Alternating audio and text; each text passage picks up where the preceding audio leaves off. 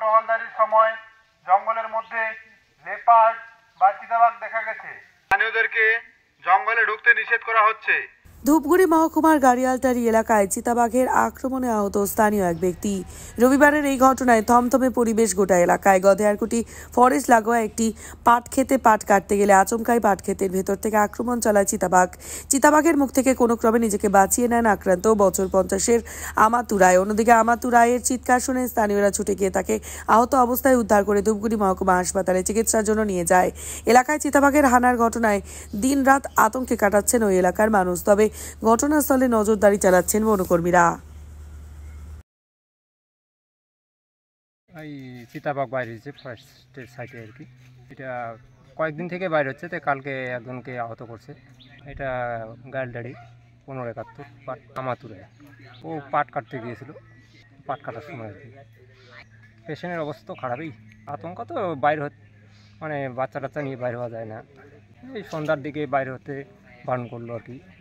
বাইরে হলে পরে লাইট, টর্চ লাইট নিয়ে বাইরে তুললো, বাইকিং করতেছে, সাবধান করে দিচ্ছে।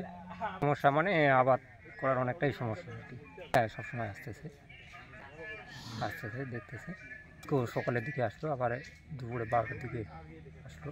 এখনও ওই ব্যবস্থা নেয়নি, মনে হয় নিবে আর কি। এটা গধেয়ারকুটি। আমার নাম ক্ষীরচন্দ্র রায়। এই জায়গাটা হলো গাড়িয়ালটারি 71 নং বুথ। এই মোটামুটি বিকাল 5টা হবে।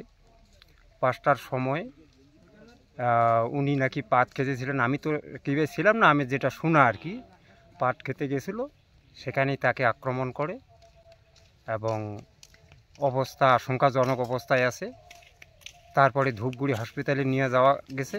একটু আমি জানি যে তাকে সত্যিকারে বাঘে আক্রমণ করছে, এই আমার জানা। ওইদিকে ওদের পাট ক্ষেত আছে, এমনি ফরেস্টের জমি ওরা আবাদ করে, চাষবাস করে নিচা জমিগুলোতে।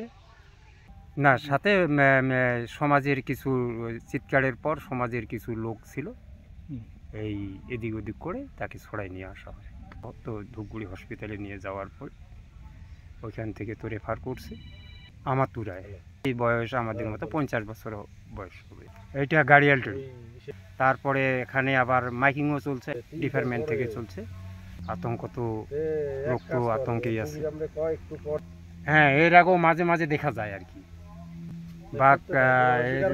কয়েকদিন আগে বাইর হয়েছিল আমাদের ডালের মানে বাঁধের যে আমাদের পাড়গুলো আছে, এখানে মোটামুটি 25-30টা ভোজ বাঁধা থাকে, সেখানেও বাঘ আসছিল। এই জায়গাটার নাম হলো গাড়িয়ালটারি। ধনেশচন্দ্র রায়।